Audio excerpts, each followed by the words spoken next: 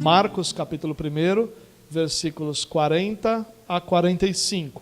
Você vai encontrar aí, entre parênteses, dois outros textos, né? Mateus, capítulo 8 e Lucas, capítulo 5, que são textos paralelos. Ou seja, essa história que nós vamos olhar essa noite é uma história que nós vamos usar o texto de Marcos, mas ela também é relatada no texto de Mateus e também é relatada no texto de Lucas, ou seja, os três evangelhos sinóticos vão apresentar esse texto para nós. Mas nós vamos usar a leitura de Marcos, no capítulo 1.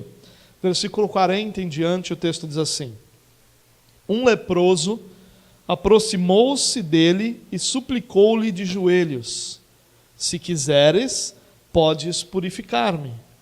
Cheio de compaixão, Jesus estendeu a mão, tocou nele e disse: Quero, seja purificado. Imediatamente a lepra o deixou e ele foi purificado.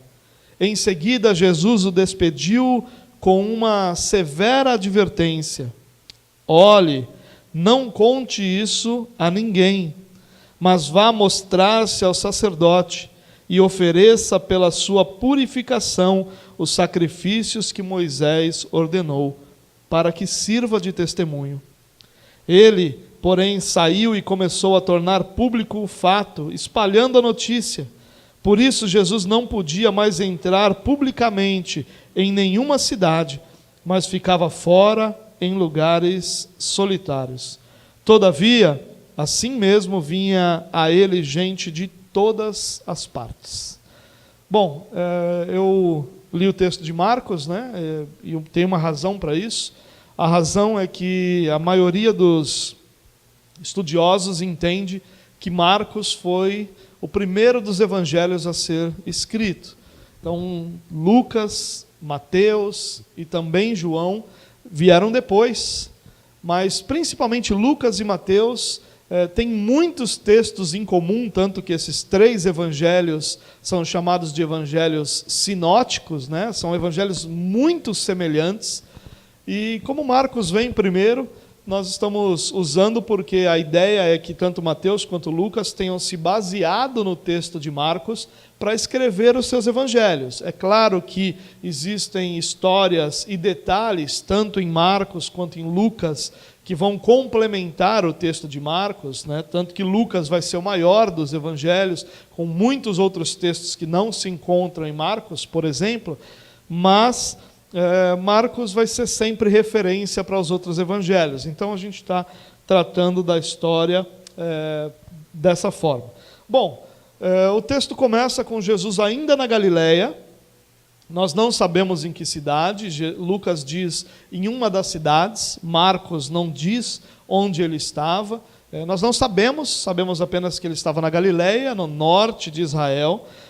E lá os evangelistas estão apresentando uma série de eventos, milagres, sinais, curas, libertação, que Jesus vem fazendo com um intuito. Os evangelistas estão aqui tentando deixar claro para os seus leitores quem é Jesus. Quem é Jesus no sentido da sua identidade, não só como um profeta, não só como alguém que faz milagres, mas como o próprio Deus.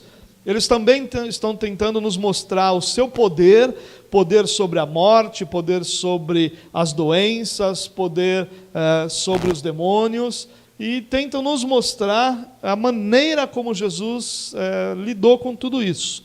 Então, esse é o cenário que a gente tem ali, do evangelista Marcos tentando nos mostrar a divindade, tentando nos mostrar que o ministério de Jesus era um ministério realizado no poder de Deus. E o relato que nós lemos começa assim: um leproso aproximou-se dele e suplicou-lhe de joelhos: se quiseres, podes purificar-me. Talvez para nós essa frase seja uma frase comum.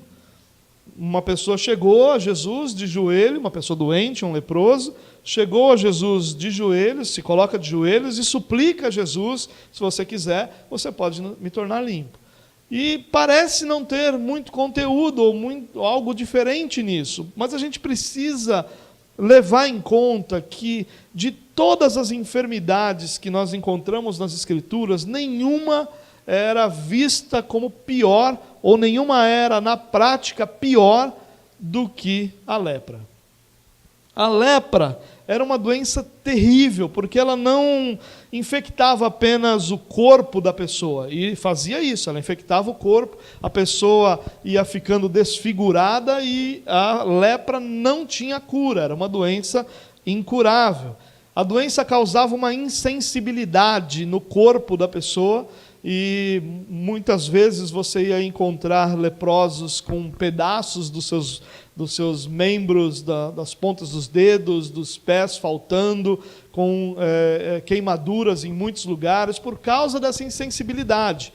Claro que a doença também ia trazendo essa degeneração, mas por causa da insensibilidade, você tinha um problema muito sério, que você se queimava, você se cortava, você tinha uma série de eventos que aconteciam com você, que a dor seria o limitador.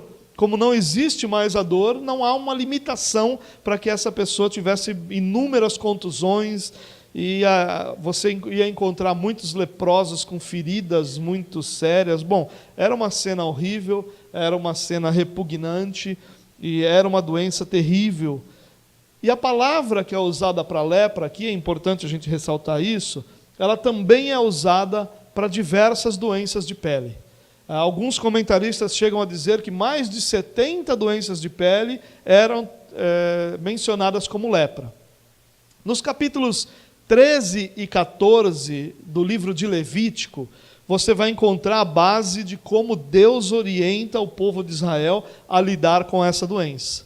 E ali há uma série de recomendações, o sacerdote tinha que olhar a ferida, e às vezes era colocada essa pessoa em quarentena ali para que visse se a doença ia se espalhar ou não, e aí ele era declarado puro ou impuro. Uma série de recomendações, de ordenanças, na verdade, que o povo tinha que cumprir para qualquer doença de pele. Mas, lá no capítulo 13, por exemplo, você vai encontrar a sarna, o eczema, a lepra, todas mencionadas juntas. Então, a ideia da lepra é a ideia de diversas doenças de pele. Mas nesse caso específico, a gente tem o relato de Lucas. Nós podemos lembrar que Lucas é um médico, e Lucas vai dizer que esse homem estava coberto de lepra. E a ideia de Lucas ali era realmente o homem com uma forma muito devastadora da lepra, a própria lepra, né, uma doença de pele muito devastadora, e era isso que esse homem tinha. Só que, quando nós começamos a ler esse relato, nós vamos lembrar que a lepra era terrível não só porque devastava o corpo, mas também afastava o homem da sua própria vida. Ele destruía completamente, atingia completamente a vida de alguém que era infectado. Um leproso, por exemplo, ele não podia viver dentro da cidade. Ele tinha que viver fora da cidade. E vale lembrar também que as cidades naquela época não eram como as nossas, cidades que vão grudando uma na outra, que vão se conectando uma à outra. Na verdade, as cidades eram em menor número, mais afastadas umas das outras, todas tinham muros em volta para proteção, e ali dentro dos muros da cidade tinha a vida da cidade. E um leproso não podia morar ali, então ele deveria morar fora dos muros da cidade, em lugares ermos, em lugares afastados, em lugares não protegidos como a cidade era. No máximo, dependendo da localidade, ele iria morar num leprosário, que era uma comunidade onde diversas pessoas com os mesmos problemas viviam. Ou seja, a vida era totalmente atingida. Qualquer pessoa que tocasse num leproso ficava cerimonialmente impuro.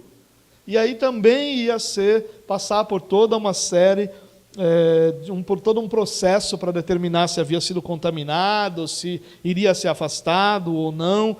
Um leproso que ousasse entrar na cidade, ele era muitas vezes apedrejado para que se mantivesse uma distância segura. Inclusive existia uma lei para isso.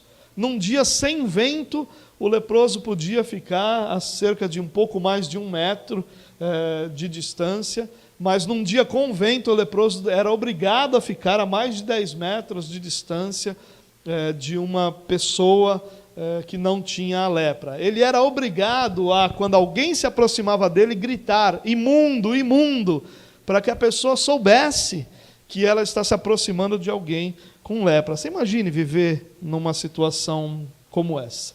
O leproso perdia o acesso à cidade, perdia o acesso à sua família, perdia o acesso à sua vida, perdia o acesso ao templo, às sinagogas, perdia o acesso ao seu próprio Deus, porque ele era completamente afastado de tudo.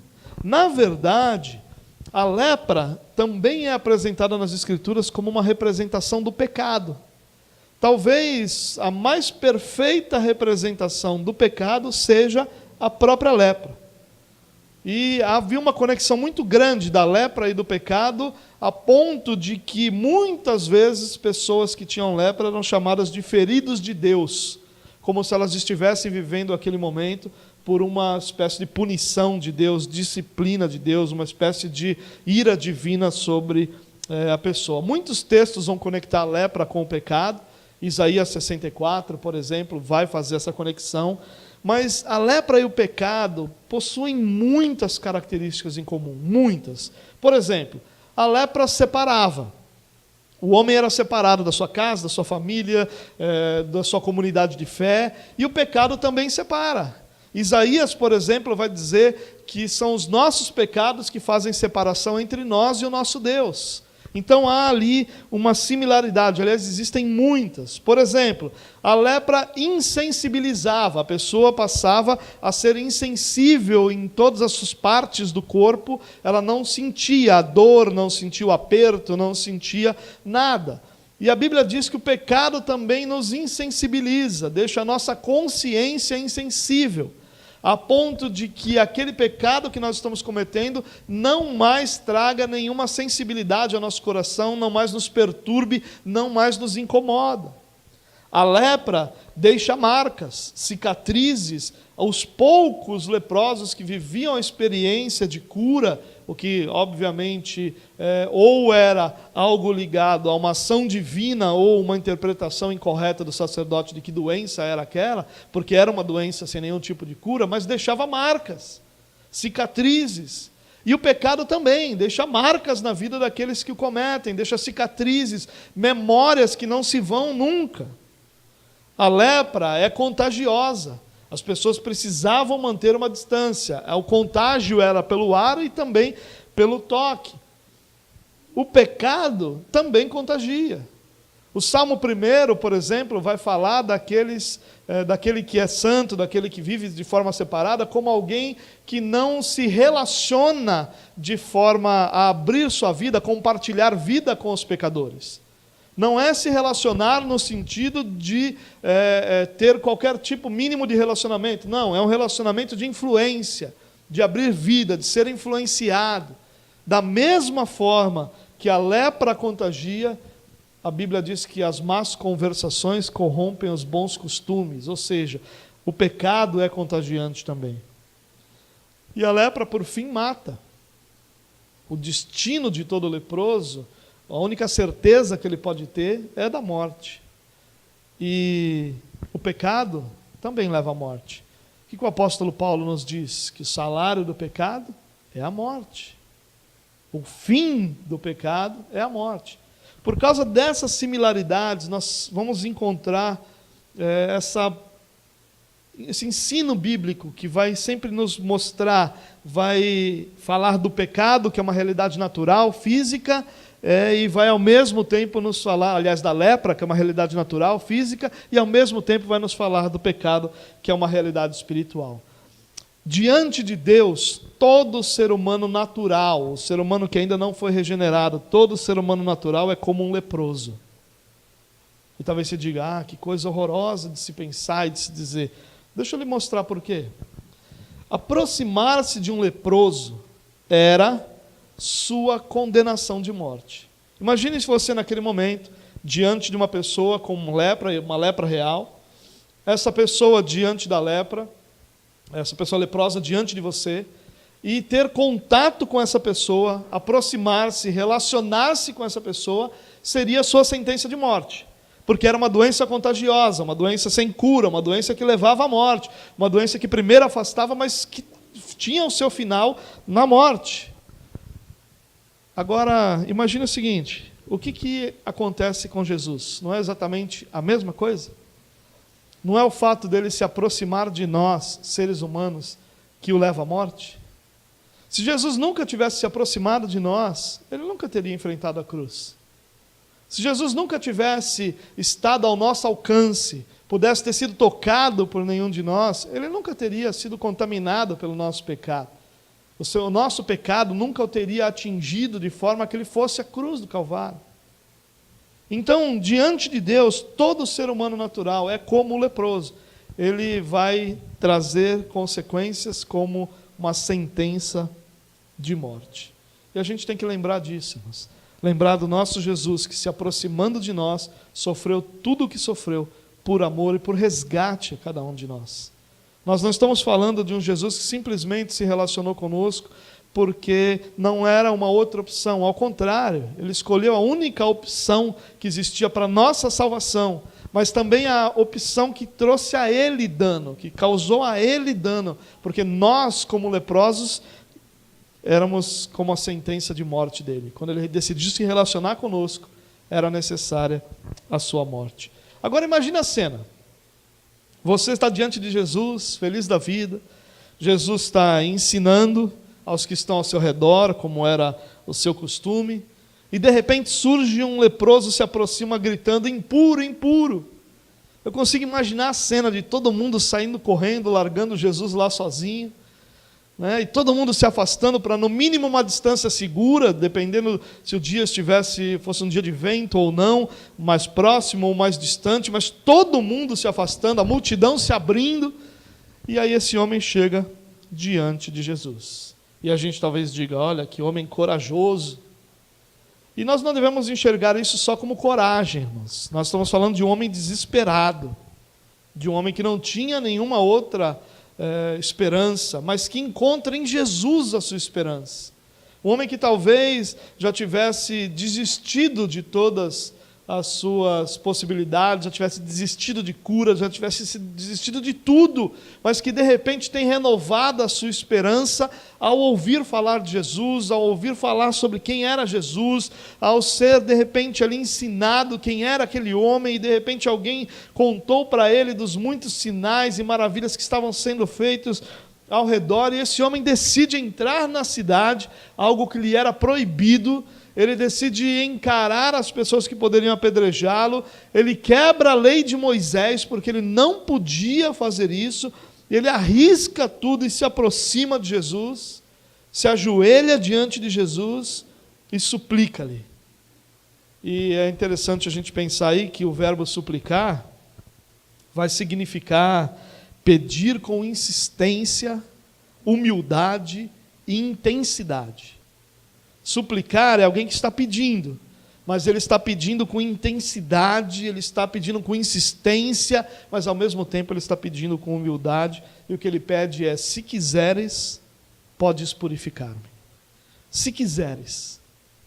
Parece que esse homem não fazia parte de um atual grupo de poderosos homens da fé, que ao invés de suplicar e de colocar em Jesus o poder da decisão, eles surgem determinando, exigindo, colocando Deus contra a parede, ou outras expressões assim. Ele simplesmente suplica, dizendo, se quiseres, podes purificar-me. E é interessante que ele não fala de cura, ele fala de purificação, porque a lepra ela não atingia, não era somente uma doença que atingia o físico, mas ela era uma realidade que atingia toda a vida da pessoa, como eu já disse. Então, que ele além de estar doente, ele estava cerimonialmente impuro, e os rituais de purificação cerimoniais dos judeus eram muito importantes para eles. Estar cerimonialmente puro era a possibilidade que as pessoas tinham de poder ir diante de Deus, de buscar a Deus, de estar no templo, de buscar ao Senhor, de oferecer o sacrifício, de fazer tudo aquilo que havia de ser feito. E aí ele disse: se quiseres, podes purificar-me. E a resposta de Jesus é interessante. O versículo 41 diz assim: cheio de compaixão, Jesus estendeu a mão, tocou nele e disse: quero, seja purificado. E imediatamente a lepra o deixou e ele foi purificado.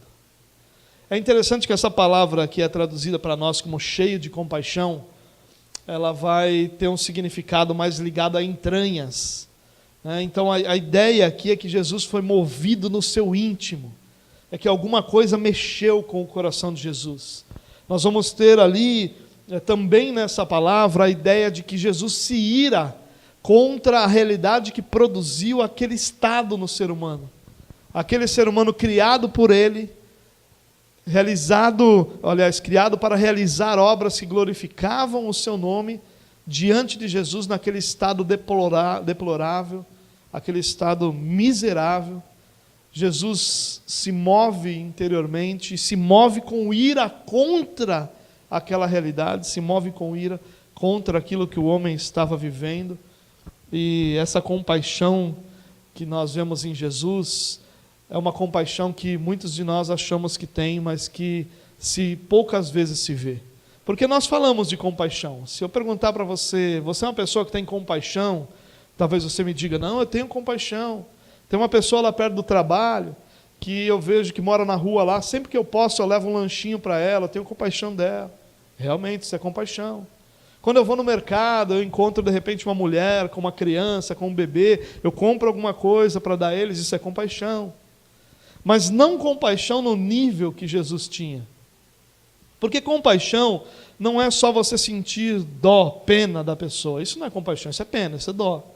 Compaixão é esse sentimento interior de se condoer pela dor de outro, mas que te move em direção de fazer algo por aquela situação, ainda que você seja incapaz de mudá-la, mas você é movido em direção para agir em prol da mudança daquela realidade. E o nível que Jesus utiliza aqui é o nível dele se colocar em risco, dele se expor. Esse tipo de compaixão nos é muito difícil. Esse nível de compaixão de eu ajudo dentro daquilo que eu posso, mas eu não vou me expor, eu não vou me colocar em perigo, eu não vou sofrer por isso, eu vou fazer o que eu posso. Esse é o nível de compaixão que nós, seres humanos, alcançamos. O nível de compaixão que Jesus alcança aqui é muito superior a isso, porque ele se coloca em risco. Porque na sequência do texto diz que ele estende a mão, significa que o leproso estava próximo dele, ele estende a mão e toca o leproso. E isso e nós não podemos esquecer uma coisa, muito importante isso. Jesus está debaixo da lei de Moisés. Nós não estamos vivendo aquele período que nós hoje conhecemos como esse período da igreja. Nós estamos vivendo aqui muito mais dentro do Antigo Testamento do que do Novo Testamento. O Novo Testamento, ele literalmente se inicia naquele momento de Pentecostes, lá em Atos capítulo 2. Até então, é tudo Antigo Testamento, é tudo debaixo da lei. E Jesus está debaixo da lei, e era cobrado para viver debaixo da lei, e vivia debaixo da lei, e ensinava debaixo da lei. E Jesus estica o seu braço, estende o seu braço e toca o leproso. E pela lei de Moisés, agora Jesus está cerimonialmente impuro.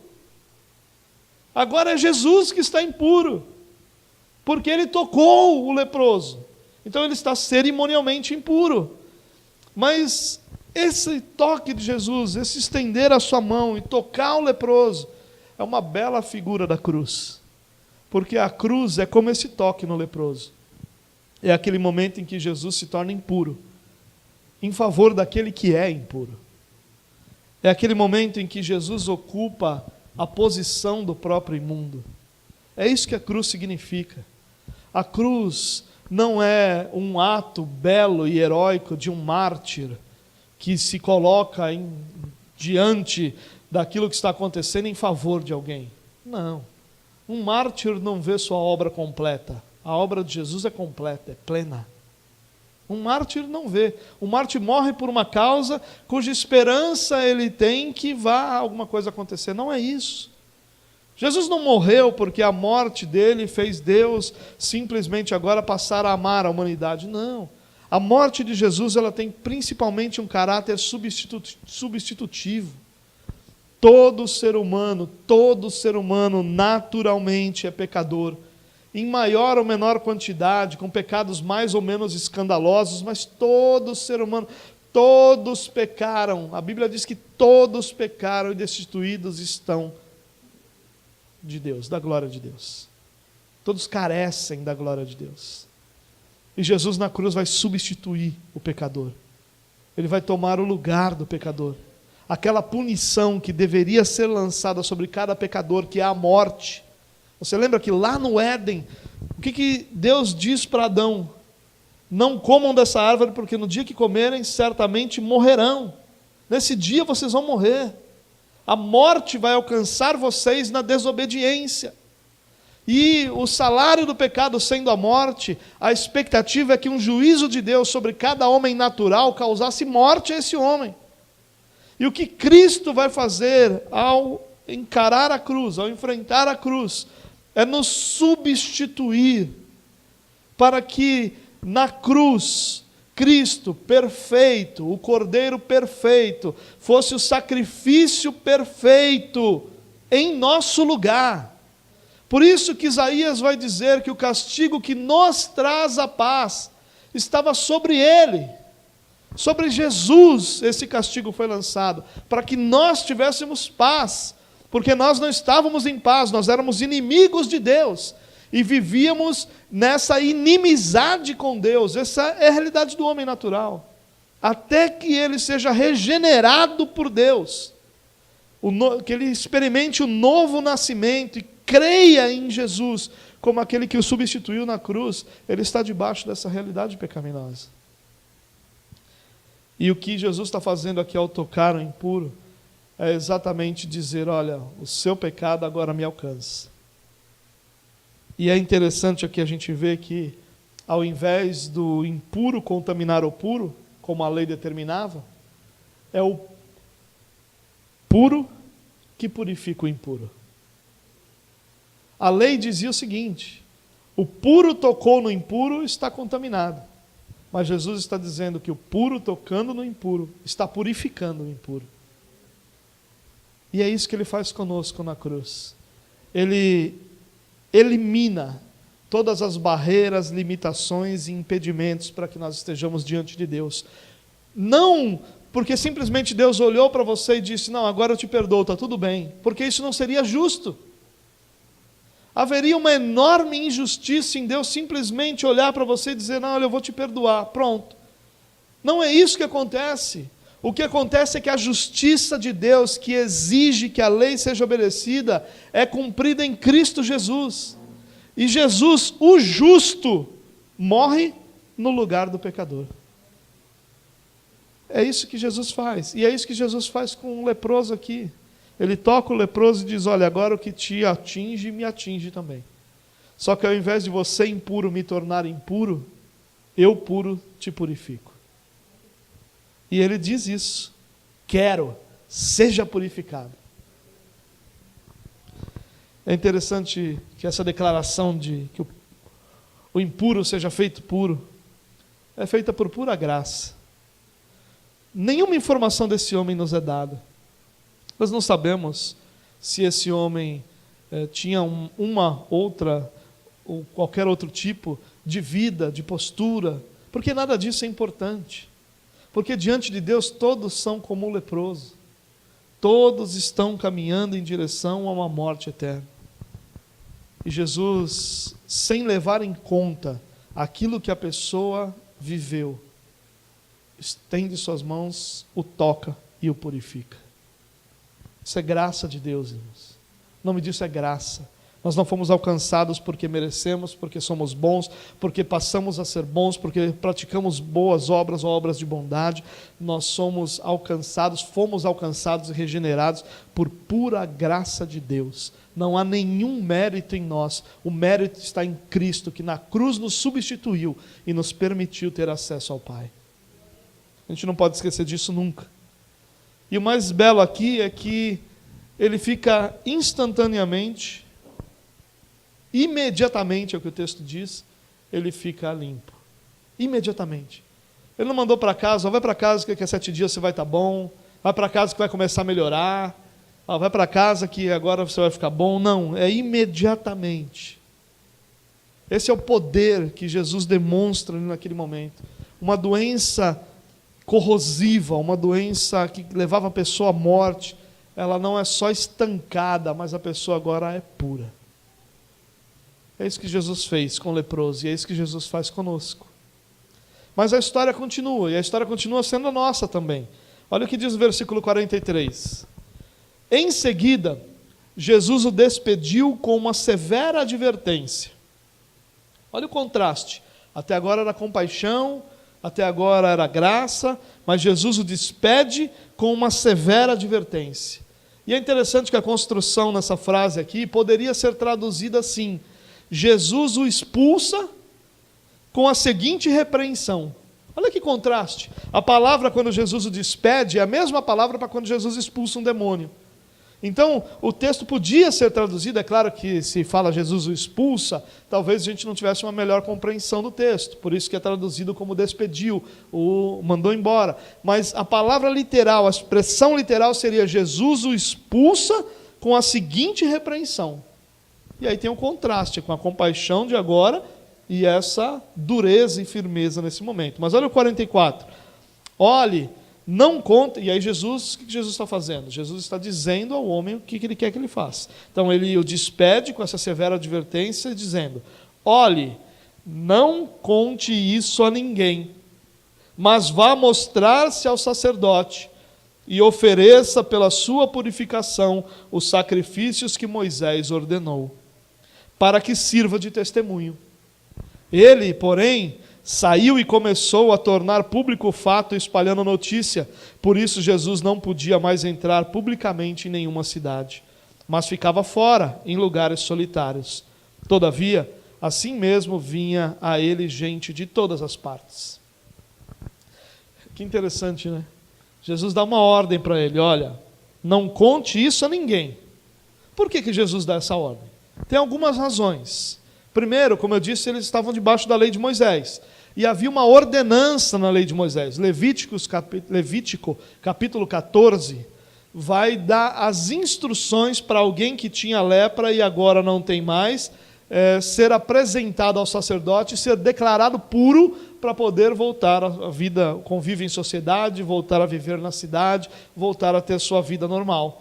E ali havia uma lista de ordenanças, ele tinha que trazer alguns objetos, ali era feito um ritual, ele tinha um sacrifício para entregar, era todo um processo que era desenvolvido para que fosse declarado puro, para que houvesse essa declaração de pureza daquela pessoa. E Jesus, então, para cumprir a lei, lembrando que Jesus disse que ele não veio para acabar com a lei, mas ele veio para cumprir a lei, Cristo é o cumprimento da lei, ele ordena que ele vá se mostrar ao sacerdote. Mas também havia um problema, o problema de que Jesus não queria de forma alguma ser identificado simplesmente como um milagreiro. Não era esse o foco. Jesus, em diversos momentos, ao realizar um milagre, ele traz de volta o foco para a pregação do Evangelho, para o arrependimento das pessoas, para a conversão das pessoas. O foco de Jesus é que as pessoas se voltassem para Deus, não que elas só resolvessem problemas circunstanciais, pontuais, mas Jesus estava lidando com problemas maiores e eternos, que é o pecado da humanidade. Então Jesus não queria ser identificado só como um milagreiro. E todas as vezes que um sinal, um milagre era realizado, uma multidão vinha a ele trazendo outras pessoas, trazendo outros doentes, trazendo outras pessoas com problemas pontuais, não que eles fossem pequenos, tanto não são pequenos que movem Jesus. Jesus é movido por compaixão diante desses homens. Mas não era o foco. O foco era que essas pessoas encontrassem o arrependimento, encontrassem Deus, encontrassem o arrependimento para os seus pecados. Mas esse homem que é ordenado aqui a cumprir os rituais da lei, a se apresentar ao sacerdote e cumprir os rituais da lei, para que servisse de testemunho, para que aí então os sacerdotes tivessem que declarar abertamente a todos: olha, esse homem foi curado, e a cura desse homem aconteceu, segundo ele, segundo nós comprovamos, através do poder que emana de Jesus Cristo. Então esse testemunho alcançaria todas as pessoas. Não seria um testemunho questionado, porque uma pessoa que havia sido leprosa e que agora estava curada, ela por si só não teria muita autoridade para falar, apesar de claramente se ver o milagre, ela poderia ser identificada como alguém que anteriormente vivia no pecado, e por isso que Deus havia trazido lepra. Mas se um sacerdote, naquele momento, declara, o sacerdote era autoridade, inclusive, para questões muito pessoais e muito ligadas ao dia a dia das pessoas. Se ele declara, aquele testemunho teria que ser aceito diante de todos. Então essas são as razões porque Jesus disse para ele não ir lá, para ele não ficar espalhando. E por isso que Jesus diz para ele, olha, por isso que o texto diz que ele despede o homem, como se ele dissesse assim: olha, você invadiu a cidade, você veio até mim, eu fiz o que você precisava, agora vai embora e faz o que você tem que fazer. Você entrou aqui quebrando leis, quebrando princípios, quebrando tudo. E eu fiz aquilo que eu não deveria fazer, ou que eu não precisaria fazer, mas por graça eu fiz, por compaixão eu fiz, agora vá e faça a coisa certa, se apresente ao sacerdote. Mas o texto diz que não. O texto diz que a reação do homem foi desobedecer, espalhando a notícia a todos que ele encontrava. Talvez sua felicidade, fosse tão grande que ele contava para todo mundo. Mas aquilo trouxe um grande problema para Jesus, dificultou demais sua rotina. O texto diz que ele não conseguia mais entrar nas cidades para ensinar nas sinagogas, que era o seu costume. Ele tinha que ficar fora das cidades.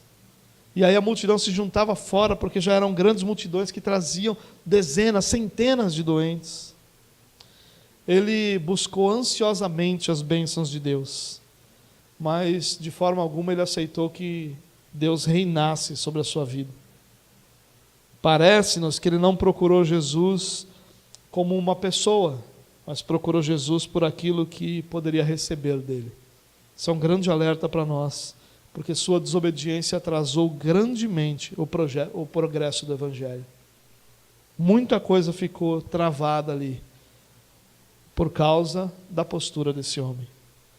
É interessante que Lucas vai encerrar o relato, a gente está lendo Marcos, mas Lucas vai encerrar o relato dizendo assim, que Jesus retirava-se para lugares solitários e orava.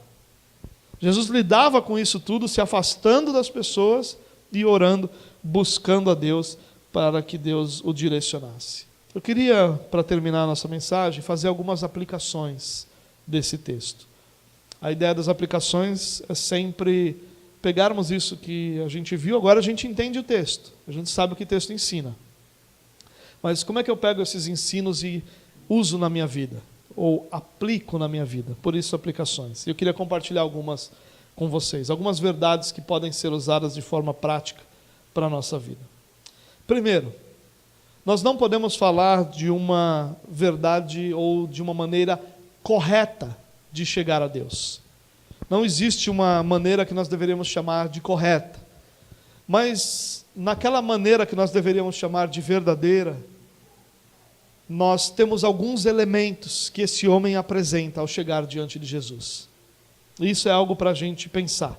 Então nós poderíamos dizer que há uma maneira verdadeira de se aproximar de Deus, e ela vai incluir 4 elementos que nós vemos nos homens. Ela vai incluir fé. Esse homem não foi a Jesus na expectativa de que talvez Jesus pudesse fazer alguma coisa. Ele disse: Senhor, se quiseres, o Senhor pode. Eu creio que o Senhor pode. Eu já ouvi dos seus milagres, eu já ouvi do que o Senhor está fazendo, eu sei o que o Senhor é capaz. Se o Senhor quiser, o Senhor pode. Ele vai a Deus com fé. Ele vai a Cristo com fé. certo de que ele era poderoso para fazer aquilo que ele precisava.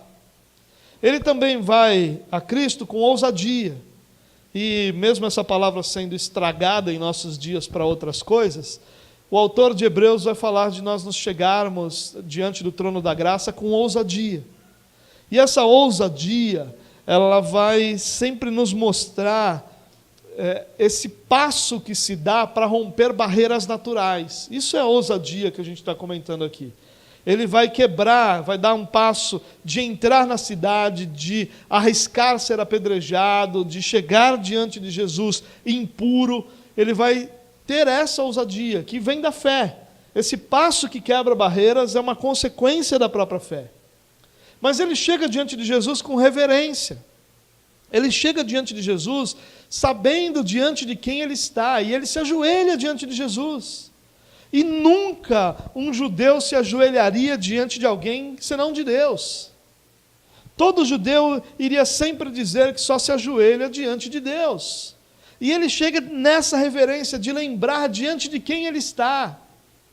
Diante do fato de que ele não está na frente do seu brother, do seu amiguinho, do camarada que o ouve lá e com quem ele bate um papo. Ele está diante do próprio Deus.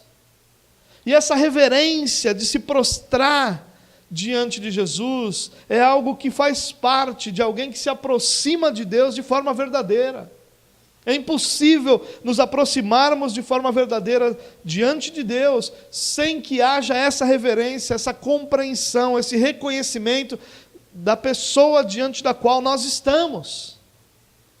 Jesus não é um objeto religioso que nós manipulamos, que nós colocamos de cabeça para baixo quando ele não nos obedece, ou para quem nós fazemos algum tipo de ação que o obriga, ou que deve nos pagar por aquilo que nós fizemos. Nós estamos diante de Deus quando nós nos aproximamos de Jesus. E essa postura de reverência não pode faltar diante daqueles que se aproximam dele. Eles devem ter ousadia, confiança, certeza de que serão ouvidos, de que estão diante do seu Pai, mas devem ter reverência. Reverência de estarem diante do Deus Criador de todas as coisas. E há também, e essa talvez seja a característica que mais falta a muitos que se aproximam de Deus, é entendimento. É entendimento de que nós não nos aproximamos de Deus porque há em nós algum mérito, porque Deus nos deve alguma coisa, porque há alguma coisa que nós vamos coletar, como se nós tivéssemos algum tipo de crédito diante de Deus pelas ações que nós realizamos. Ele tem entendimento de que ele está diante daquele que não deve nada a ele, que não deve absolutamente nada àquele homem e a homem algum. Ele chega diante daquele homem e diz: se quiseres, podes purificar-me. É tua decisão, é tua autoridade, é teu o governo. Eu posso clamar, eu posso pedir, eu posso crer, mas o governo está sobre os seus ombros. É isso que ele está dizendo. Essa compreensão de que Jesus, se fizesse qualquer coisa, estaria fazendo por graça, mas que não tinha nenhuma obrigação em fazer, ou de fazer. Primeira aplicação: se nós queremos estar diante de Deus, nós precisamos entender que é impossível estarmos diante de Deus de maneira verdadeira, sem termos fé, sem termos ousadia, sem termos reverência e sem termos entendimento. Se aproximar diante de Deus sem esses elementos é se aproximar de Deus de forma apenas religiosa, como se estivéssemos nos aproximando de um objeto religioso que pode ser manipulado por nós. Segunda aplicação: Cristo manifesta compaixão pelo abatido. Às vezes nós esquecemos disso. Quando nós olhamos para a soberania, para a grandeza, para o poder de Deus, nós costumamos tornar esse Deus impessoal, como se esse Deus fosse uma espécie de ser que agisse e reagisse de acordo com aquilo que nós fazemos. E o que Cristo vai nos mostrar aqui é que ele não é um ser de ações e reações, mas ele é uma pessoa de relacionamentos. E como alguém que se relaciona, ele vai manifestar compaixão pelo abatido.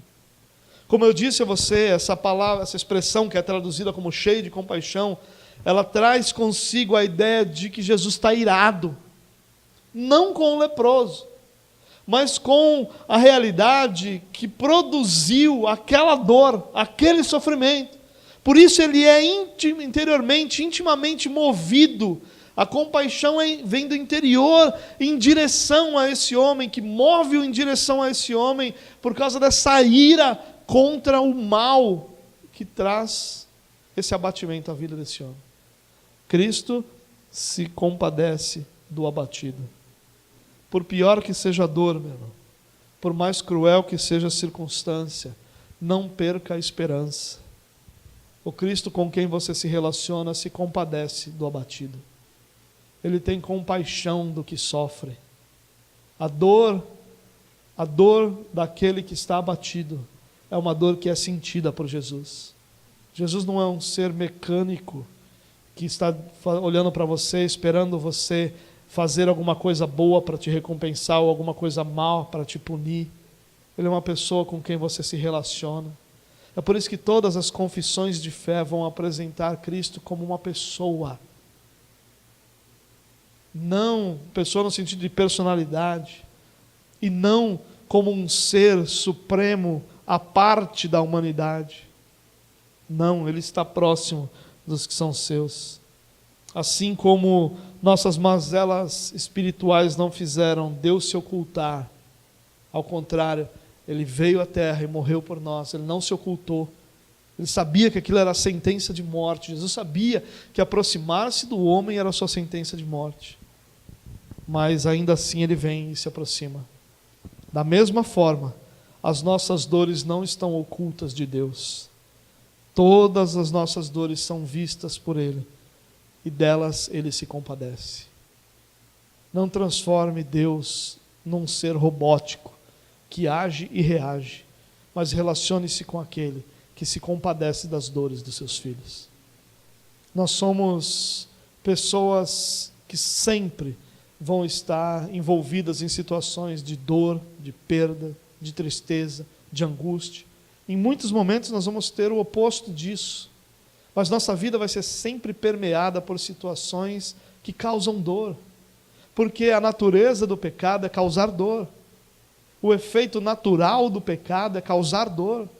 E por causa desse pecado, que faz parte da realidade que nós vivemos, nós sempre vamos estar envolvidos em situações que causam dor. E o que esse texto nos ensina é: não perca a esperança. Porque se havia alguém que poderia ter perdido a esperança, seria esse homem.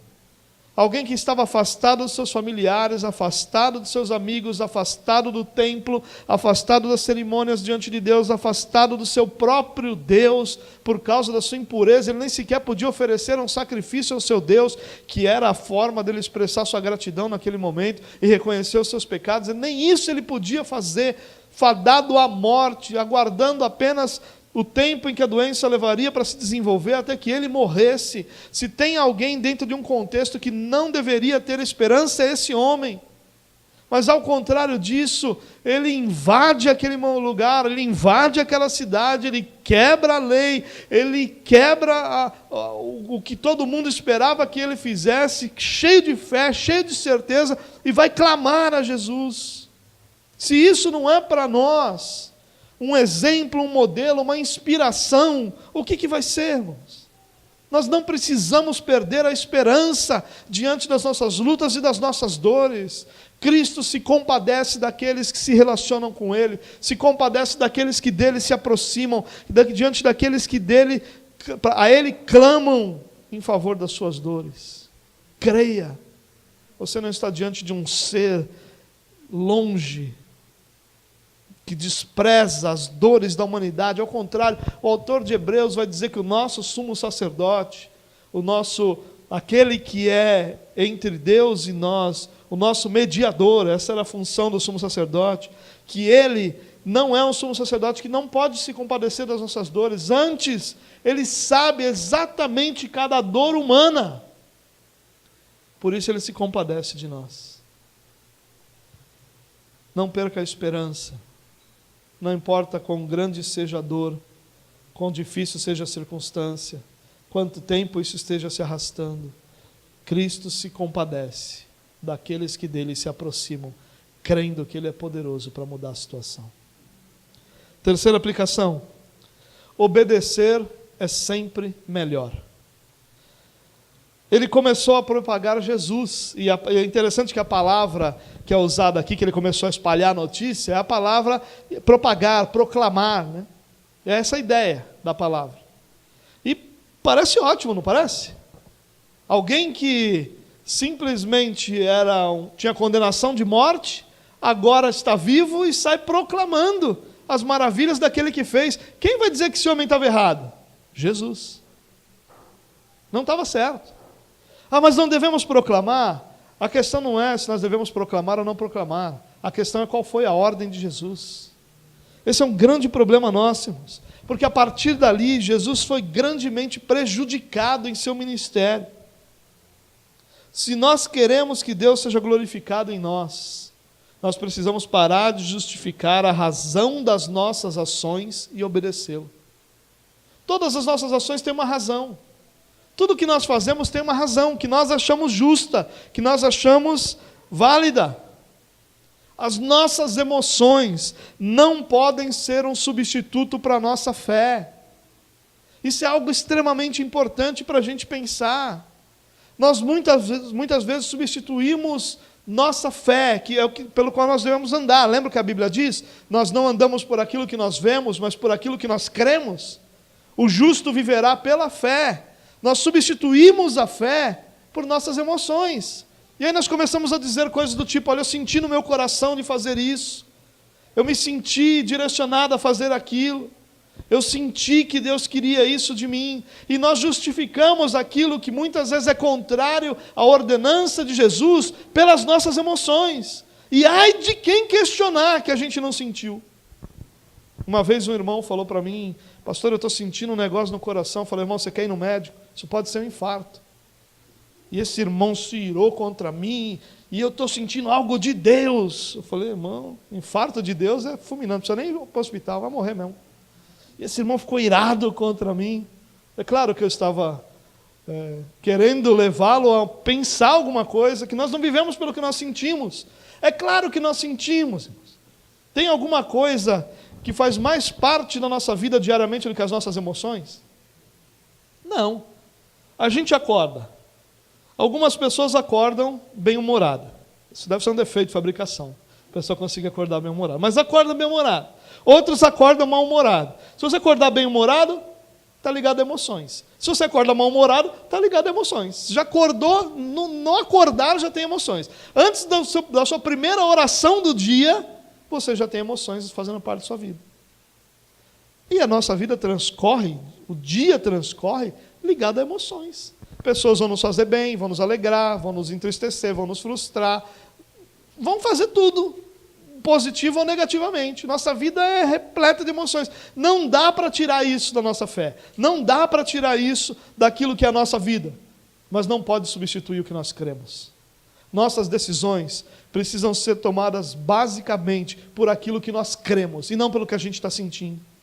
É por causa disso que nós temos uma geração de cristãos hoje que é uma gangorra ou uma montanha-russa. Daqui a pouco alguma coisa boa acontece e eles estão lá em cima e aí estão cuspindo no capeta, pisando no Satanás, fazendo tudo. Quer que o pastor faça reunião de oração, quer que faça isso, faça aquilo. Se deixar, o cara fica 24 horas por dia dentro da igreja, está cuspindo fogo no cão. Aí daqui a pouco, alguém no trabalho dele frustra ele. Aí ele já está depressivo, já não quer mais saber de Jesus, já está questionando a sua fé, não sabe se igreja é coisa boa. Não... E o cara fica nisso. E cada domingo você tem que olhar para o cara e dizer: como é que você está, irmão? E aí a resposta dele tu vai saber se ele está no alto da montanha ou na parte de baixo da montanha. Por quê? Porque ele depende das emoções dele.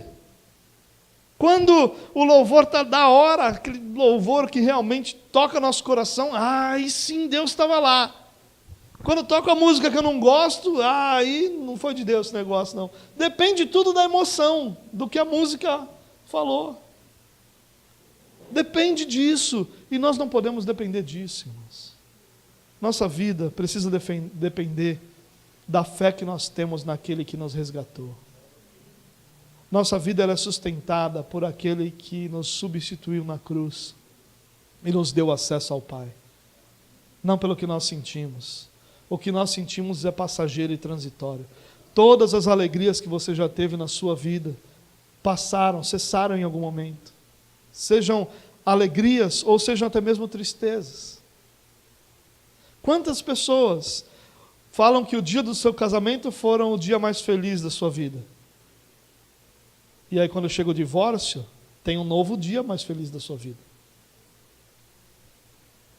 Pessoas que declararam uma coisa e a outra.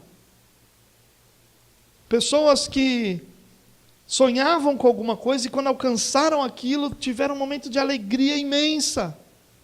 Mas depois, com o tempo, descobriram outras coisas que alcançaram e perceberam que aquela alegria imensa não era nada comparada a outras coisas que alcançaram.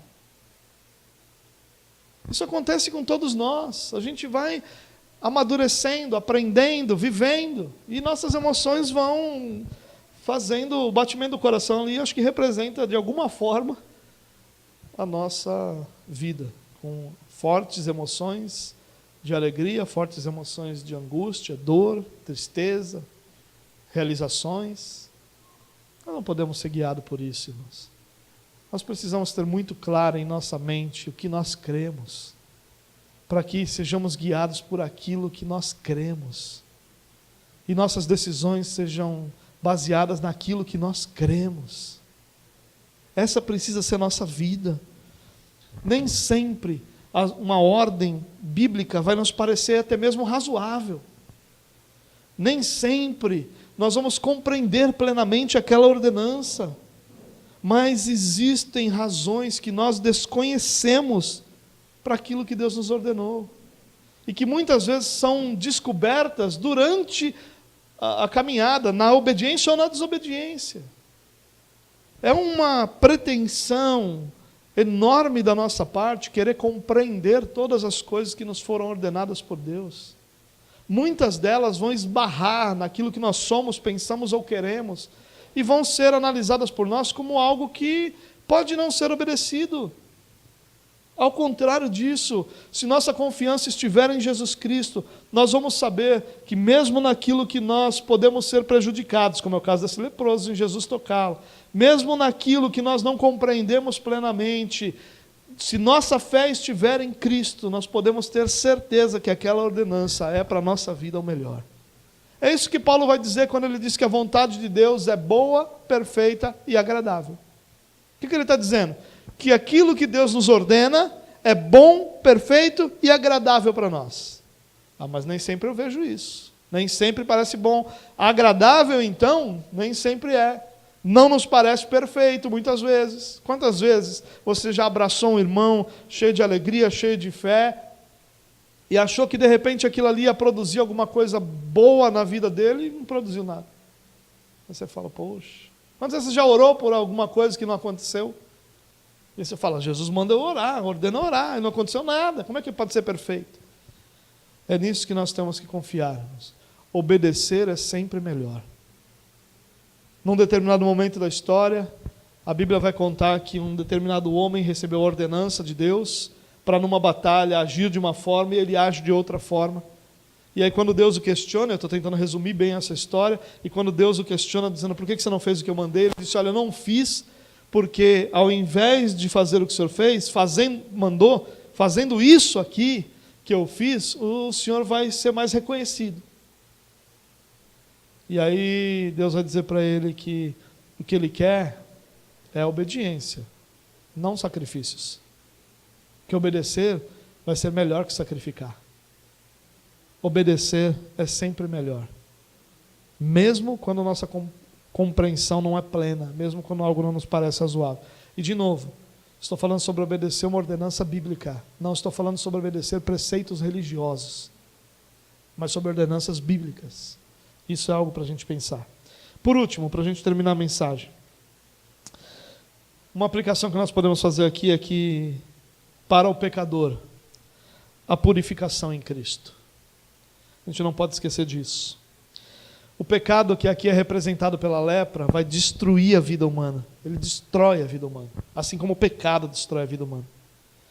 Mas em Cristo, aquele que vivia perdido e sem esperança, encontra nova vida.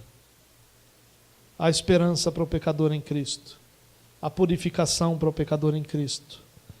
É isso que Jesus concede ao pecador arrependido.